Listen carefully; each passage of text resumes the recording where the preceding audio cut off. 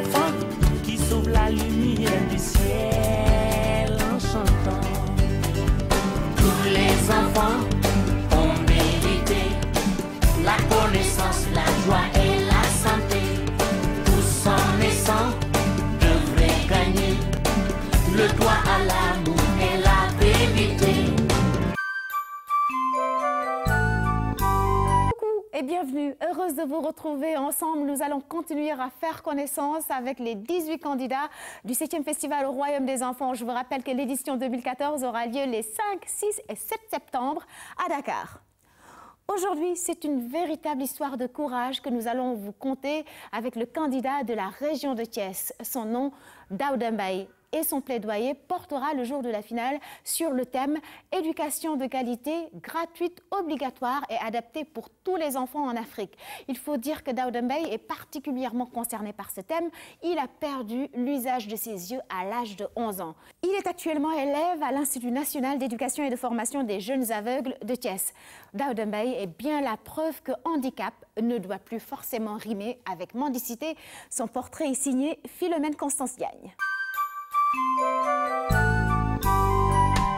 Daouda Mbaye, natif du quartier de Guédiawaye, étudie à l'Institut national d'éducation et de formation des jeunes aveugles et il va représenter la région de Thiès.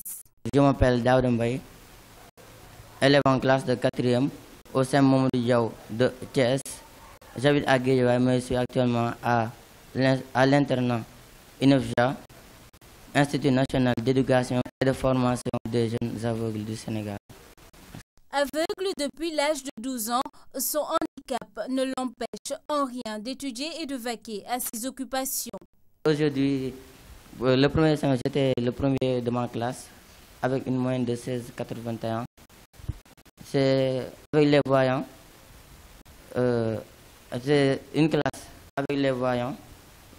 On est là-bas, 4 handicapés visuels et les autres sont des valides, sont des enfants valides.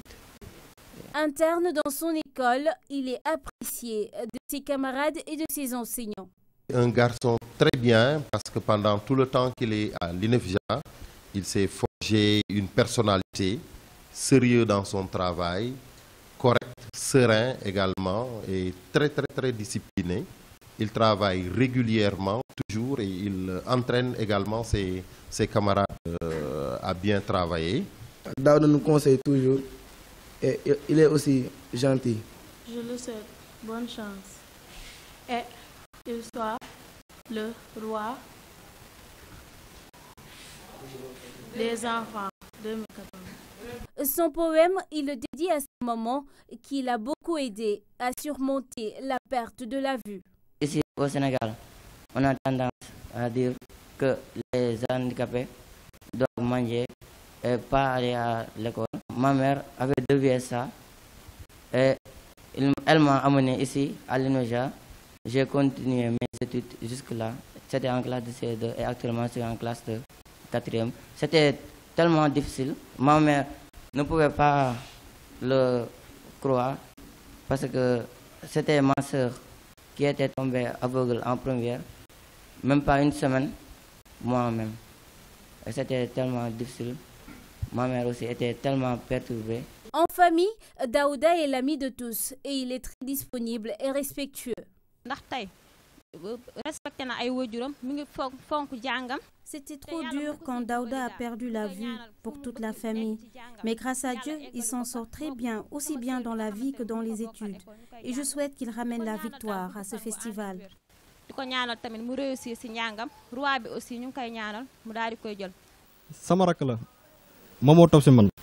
Daouda est mon petit frère. Il est très respectueux. Je prie pour qu'il remporte la couronne royale au festival au Royaume des Enfants.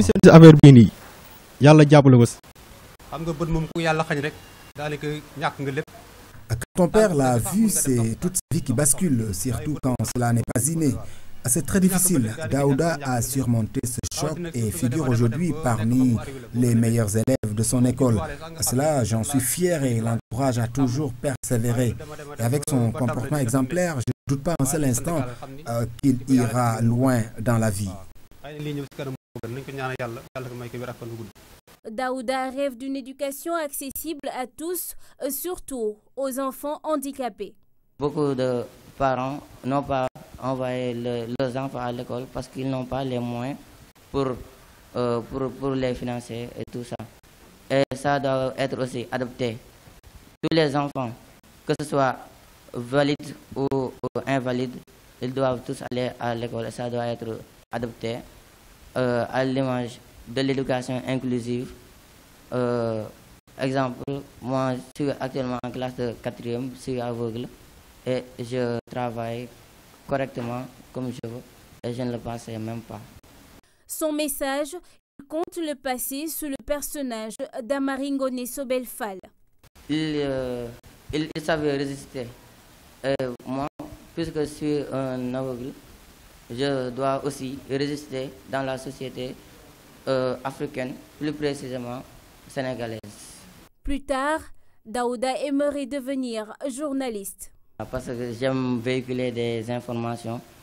De même ici au sein de l'INOCHA, parfois je fais des interviews à l'égard des dirigeants de l'école. Grâce à la méthode Braille, Daouda et ses camarades bénéficient d'une bonne éducation scolaire et il espère bien représenter la région de Thiès, mais surtout ses semblables laissés souvent à eux-mêmes.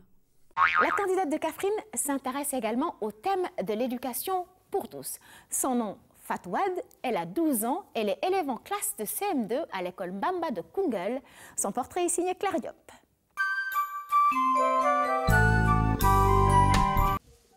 Fatou Wade, une petite voilée de 12 ans, voilà la vedette du Ndoukoumane pour l'édition du phare 2014. Élève en classe de CM2 à l'école Mbaba de Kaffrine, la candidate a réussi à se faire distinguer parmi ses 34 camarades de classe dont les 20 sont des filles. La leçon du jour, les articles définis et indéfinis. Comme toujours pour Fatou, il est impératif de bien comprendre et de tout maîtriser pour pouvoir avancer. Intelligente, brillante, posée, persévérante, tels sont entre autres les qualificatifs qu'on lui attribue. On peut dire qu'elle est bien dans toutes les matières, mais ses matières dominantes, c'est le français et les leçons, l'éveil, que ce soit découverte du monde ou bien éducation au développement durable, ainsi de suite. Du côté de ses camarades de classe, même son de cloche, l'enfant est un exemple à suivre dans beaucoup de domaines. Elle vient toujours à l'heure et participe à toutes les activités de l'école. Elle aime discuter. C'est une fille très gentille et très généreuse. Malgré le jeune âge, Fatou Wade est une militante engagée pour les causes de sa région. La problématique de l'éducation des enfants lui tient à cœur.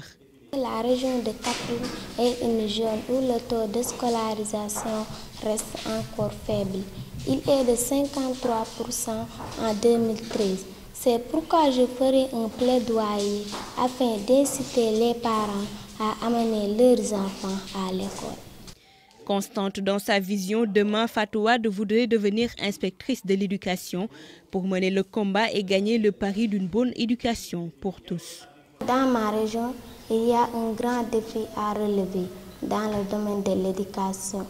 Quand je serai inspectrice de l'éducation, je travaillerai pour l'accès de tous les enfants à l'école et pour une éducation de qualité. À la maison aussi, Fatou Wade fait valoir ses autres domaines de compétences. Vaisselle, nettoyage, babysitting n'ont pas de secret pour elle.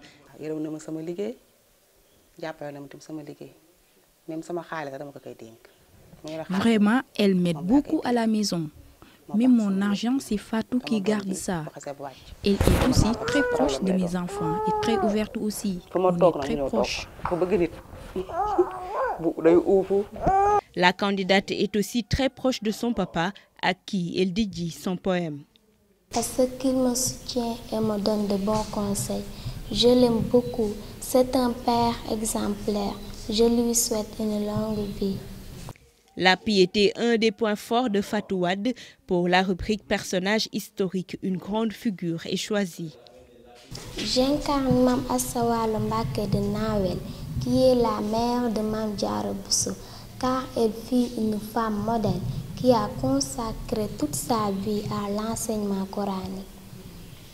Récemment, l'hôte du président Macky Sall, Fatou Wade, s'est dit ému d'avoir serré la main du premier des Sénégalais gardiens de la Constitution, cela à l'occasion de la fête des enfants au Palais de la République. Place à présent au conseil du jour. Aujourd'hui, je vous laisse au bon soin de Mama Oulay Dem de l'ONG Save the Children. Elle est aussi activiste pour les droits de l'enfant. Et de Papa Kessi Bousso, c'est l'administrateur général du Grand Théâtre. C'est ce temple de la culture sénégalaise qui va accueillir cette année pour la première fois la finale du festival au Royaume des enfants. Nous les écoutons. J'ai suivi les autres éditions. Je vois les enfants qui se donnent à fond. Qui veulent véritablement gagner, qui veulent véritablement donner satisfaction à leurs parents, donner satisfaction à leurs enseignants qui sont des encadreurs, donner satisfaction à l'initiatrice ou à l'équipe en tout cas de festival, mais donner satisfaction à leur nation. Parce qu'ils viennent quand même d'une nation, ils représentent une nation. Et le fait de représenter un drapeau, c'est extrêmement important. Donc je les encourage, dire déjà très jeunes, ils vont apprendre à porter le drapeau de leur pays. Et le drapeau, c'est quelque chose d'important. Donc je pense que le conseil que je leur donne, c'est qu'ils puissent dire attention. Nous portons le drapeau de notre pays, nous ne devons pas mal faire, nous ne devons pas donner de mauvais exemples. Nous devons être de très bons exemples, nous devons être des modèles. Je pense que le festival au Royaume des enfants, c'est un bon espace de participation, en tout cas pour les enfants, particulièrement pour Save the Children, qui travaille et qui fait la promotion justement de la participation des enfants. Le festival est justement le cadre qu'il faut pour que les enfants puissent s'épanouir, pour que les enfants puissent donner leur avis, puisque les enfants puissent discuter entre eux, échanger. Il n'y a pas meilleur espace en tout cas que le festival au Royaume des enfants. Et nous félicitons vraiment l'initiatrice de cet événement, toute l'équipe qui est autour également de ces grands événements-là, que nous encourageons et que aujourd'hui qui dépasse les frontières du Sénégal. Je pense que nous voyons les enfants de la sous-région. Tout le monde aimerait faire partie maintenant de ces lauréats.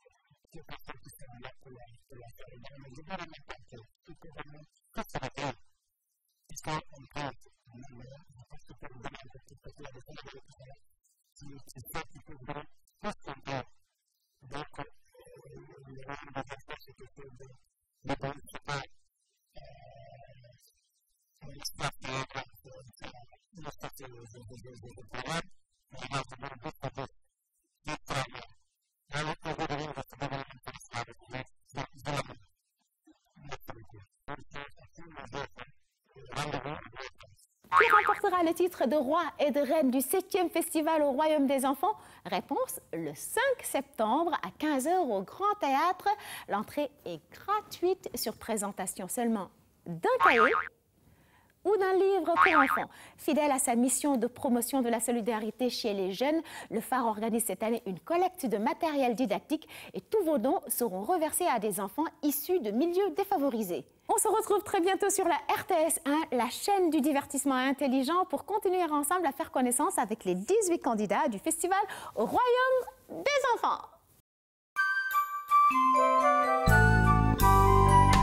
L'espoir est dans l'enfant qui sauve la lumière du ciel.